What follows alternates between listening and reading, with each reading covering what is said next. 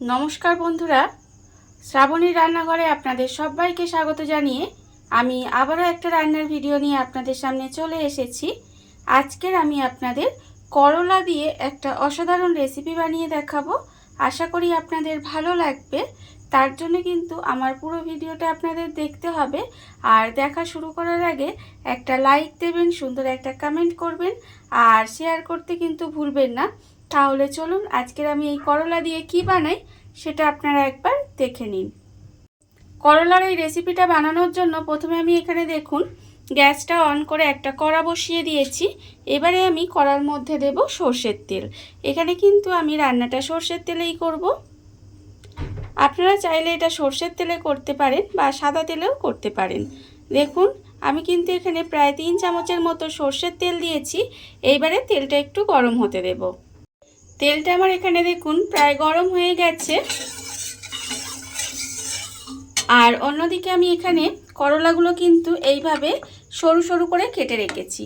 দেখুন আমি কিন্তু করলাগুলো এইভাবে এখানে সরু সরু করে কেটে রেখেছি, কেটে ধুয়ে পরিষ্কার করে রেখেছি। আর এর ভেতরে যে দানাগুলো আছে সেগুলো কিন্তু ফেলে দিয়েছি।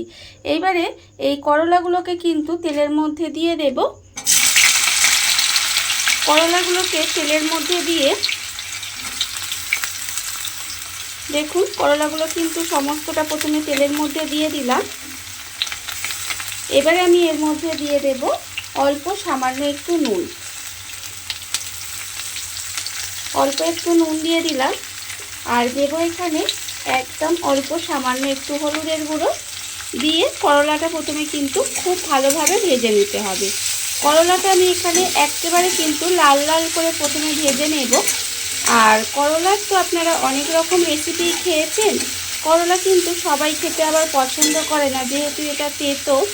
আপনারা এইভাবে একবার বানিয়ে দেখবেন, এটা কিন্তু খুব একটা তেতোও হয় না আর খেতে কিন্তু অসাধারণ লাগে। আর আপনাদের একটাই রিকোয়েস্ট করব যে আমার ভিডিওটা আপনারা টেনে টেনে দেখবেন না, পুরো ভিডিওটাই দেখবেন।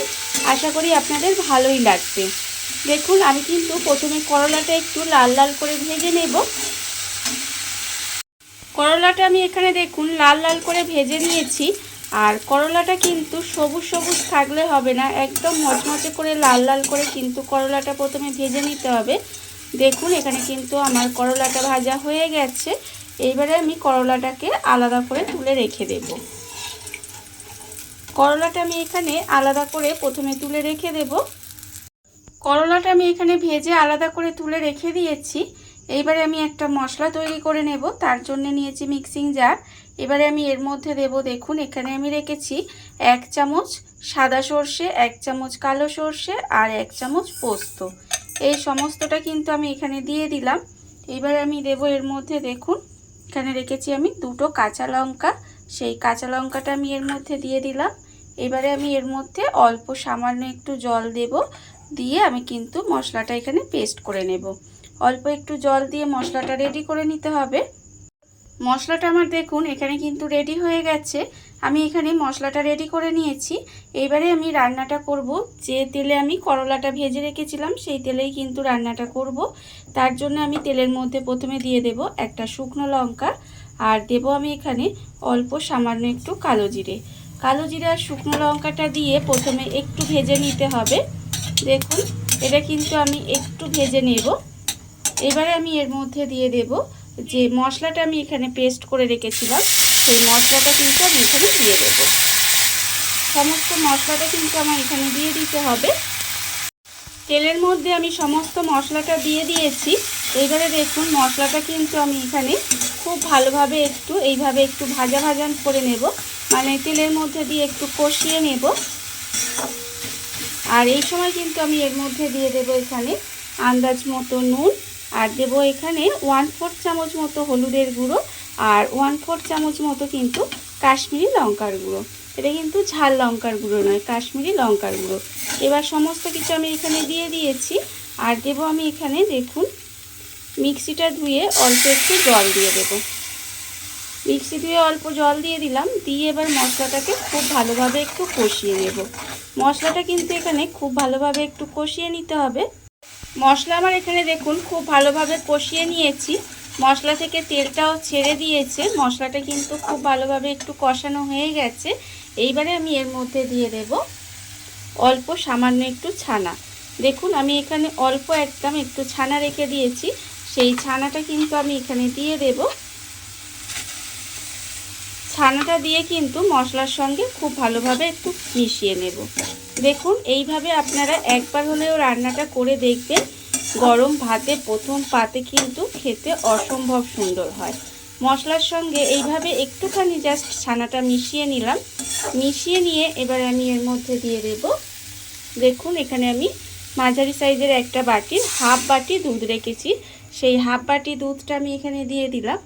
আর আমি এর মধ্যে দিয়ে দেব, যে বাটির হাফ বাটি আমি দুধ রেখেছি সেই বাটিরই কিন্তু হাফ বাটি আমি এখানে জল দিয়ে দেব।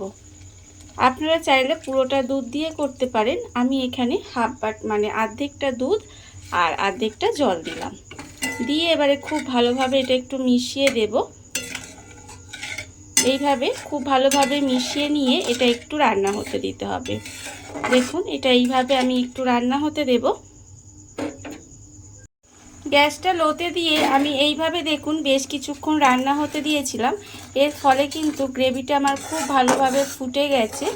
ফুটে গিয়ে গ্রেভিটা কিন্তু অনেকটাই ঘন হয়ে গেছে, দেখতেই পাচ্ছেন। আমি এই সময় এর মধ্যে দিয়ে দেব 2-4 দানা চিনি। দেখুন এখানে কিন্তু চিনিটা, যেহেতু তেতো রান্না করছি, চিনি কিন্তু বেশি দিইনি, আপনারা দেখলেই বুঝতে পারবেন। জাস্ট স্বাদের ব্যালেন্সের জন্য এইটুকু চিনি দিচ্ছি। এটা আপনারা চাইলে দিতেও পারেন আবার নাও দিতে পারেন, তবে এইটুকু চিনি কিন্তু এর স্বাদটা কিন্তু আরও বাড়িয়ে দেয়। দেখুন এইভাবে আমি কিন্তু চিনিটা দিয়েও মিশিয়ে দেব। আর আমি আবারও বলে দিচ্ছি, এই চিনিটা আপনারা চাইলে দিতে পারেন আবার নাও দিতে পারেন। আমি কিন্তু চিনিটা দিয়ে আবারও 2 থেকে 3 মিনিট এইভাবে একটু রান্না করে নেব। চিনিটা দিয়ে কিন্তু আমি আরও 2 মিনিট মতো এইভাবে একটু রান্না হতে দিয়েছিলাম। দেখুন যখন দেখবেন গ্রেভিটা এরকম একটু ঘন হয়ে এসেছে, তখন কিন্তু আমি এর মধ্যে দিয়ে দেব করলাটা। আর করলাটা আমি এর মধ্যে দিয়ে দিলাম।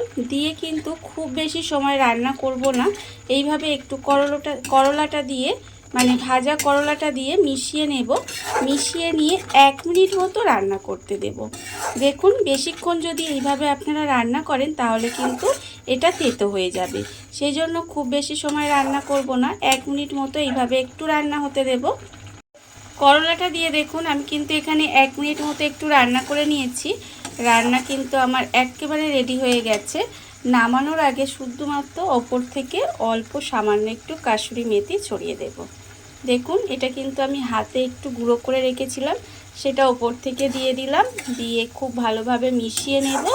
মিশিয়ে নিয়ে গ্যাসটা অফ করে দেব। রান্না কিন্তু আমার একেবারে রেডি।